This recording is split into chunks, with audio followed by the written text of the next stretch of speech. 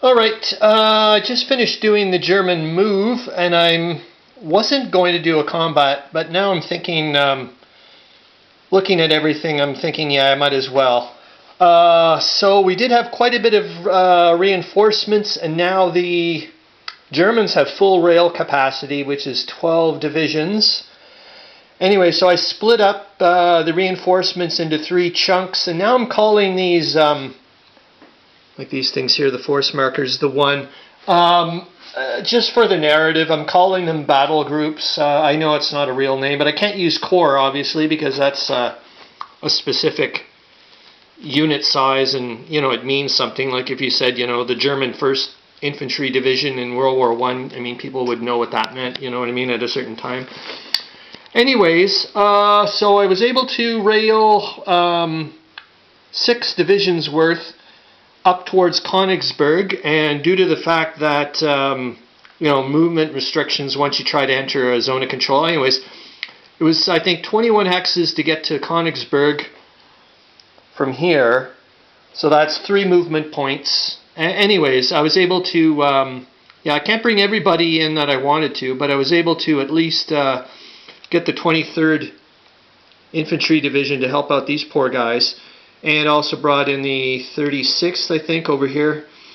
And I shuffled up a couple of, just shuffled them around a little bit that I could to try to, I don't know, spread out the strength points.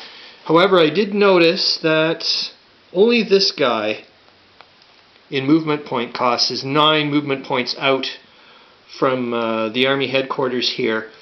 So as long as I just focus on counterattacks and don't do really attacks up here, I should be able to optimally supply everybody here, since it's 8 movement points for counterattacks and 4 movement points for attacks. So I think I've done, in the long run, now that the reinforcements have kicked in up here, I think things are not too bad for the Germans. Now, I mean, even though before I used to be so ultra pessimistic. Yeah, so what I'll do is I'll focus counterattacks here. And if there is any opportunistic attacks, fine. I'll try to take them, and that's how I actually made a corps. Is it there? Did I leave it there? No. It's part of the 5th battle group, I guess. Battle group 5. So I did make a corps HQ. I did give them 10 supply points, so they can't move.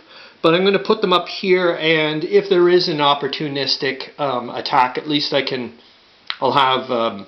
you know, supply points within 4 movement points of them, so that'll be good. I also did manage to replace, what I did was, with the 2nd train that came up here, I was going to bring them straight to Allenstein, but if I did that, I would have hurt myself movement point wise because of the forest. So I actually dropped them off here, detrained them here, which is kind of, you know, alright for, I guess, a narrative. You can kind of say all the soldiers detrained before they got into Allenstein to allow, I don't know, the remnants of any refugees to get the hell out of there. So yeah, I was able to move some of the divisions. Oh, darn it, who did I move out? I think it was the 1st Reserve and the 36th Reserve. They've just taken a battering. So I replaced them, I think, with the 3rd and the 4th divisions. Yeah, so a lot stronger there. And I was able to move some of the cavalry that also are reinforcements over to here. And this is going to be my very first 50 strength point attack. So that'll be cool. I was actually just going to originally do 48, but then I was like, hey man, let's go for the 50, because it's the max out on the screen, on the sheet. I know you can go, like, if you do 51, you just do 50, and then you go to the 1 column for the extra. But so I popped these cavalry in here just to give me the 50. What else? I did start, where did I do it here? Is it here? Yeah. I think I started digging here. Is it here? Yep. So I started digging a trench here, and we'll see what happens. I did want to dig a trench here, or start entrenching here, but then I noticed it's an agricultural spot, and I thought, geez, you know, the people living there or whatever would be like losing their minds, like, hey, you're digging up my farm. So, I mean, in a few months' time, if we're still around here, I'd be like, sorry, but, you know, the war takes precedence. But right now, I'm like, okay, I'm not going to entrench and piss off the farmers. Yeah, so that's it. I'm leaving these guys entrained. I might as well. There's no point trying to bring them up anyway, so they're just too far away from the action. And I can pretend to use them as a reserve, and this, well, they are. I can use them as a reserve, and I mean, if things start going weird, I don't know what's going to happen after the Russians do their thing. If they go, because the Russians have already moved this turn because they won the initiative. But next turn, I mean, I don't know if they're going to win the initiative over the Germans, so I don't know. But we'll see what happens. So this way it gives me an option to, you know, use these troops that are on this train to either help out the people up along the Pregel River, or continue on with the Battle of Niedenberg. However, I am happy, like I said, to get to put in fresh troops here, and that's why we're going to make another assault.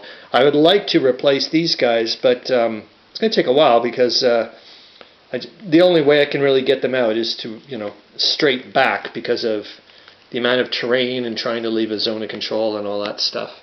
All right, I think that's it, and then yeah, I'll get the combats done, and then move off to the Austrian move and whatnot. One thing I'm finding interesting, I guess I don't know if this is unique to this game system, but kind of a neat dilemma in the sense of, I guess, you know, attacking versus counterattacking. They have their pluses and minuses, obviously. I mean, if for attacking,